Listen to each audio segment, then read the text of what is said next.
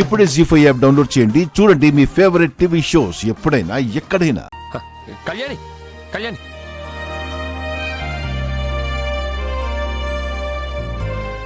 మా కాలనీకి వచ్చేసాడు.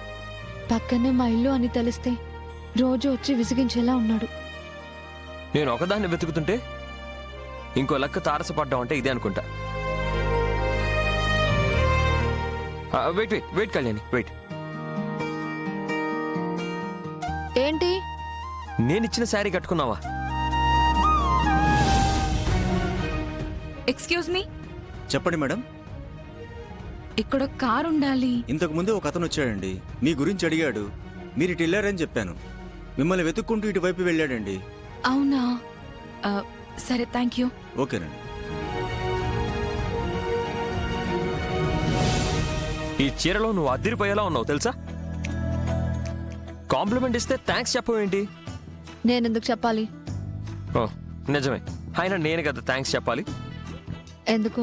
నేనిస్తే తీసుకోవడం ఇష్టం లేకపోయినా అమ్మవారి చీర నువ్వు తీసుకున్నావు. ఈరోజు ఈ చీరని కట్టుకొని నాకు కనబడ్డావు, అందుకే నీకు థ్యాంక్స్ అంటున్నాను. నువ్వేం చెప్పక్కర్లేదు. నా వెంట పడకుండా నన్ను వెళ్ళనివ్వు. ఇక్కడేనా మన ఇల్లు? ఏంటి మనా? ఏంటి మనా? అదే కళ్యాణి, నీ పుట్టినిల్లు ఇక్కడేనా అని. దయచేసి ఇలాంటి మాటలు మాట్లాడి నన్ను ఇబ్బంది పెట్టకండి.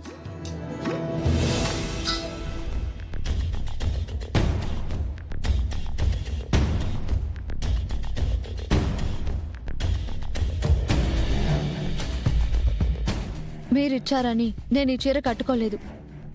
అమ్మవారి చీర కట్టుకోమని మా అమ్మ కూడా చెప్పింది కాబట్టే కట్టుకున్నాను. ఏదేమైనా సరే, ఆ రోజు నేను గుళ్ళో చూసిన దేవత ఈరోజు ఇలా చీర కట్టుకుని అమ్మవారిలా తిరుగుతుంటే చూడ్డానికి నా రెండు కళ్ళు చాలట్లేదు.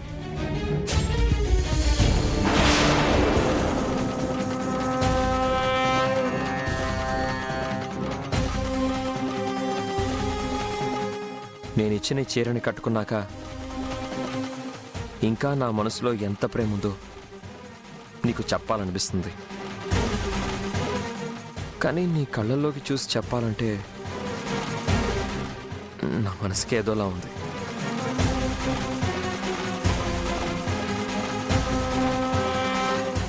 చూడు కళ్యాణి, ఆకాశమంతా నా ప్రేమని నీ పాదాల దగ్గర పెడతాను.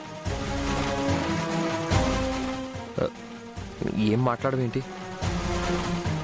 ఏం మాట్లాడాలి? అదేంటి వాయిస్ చేంజ్ అయింది?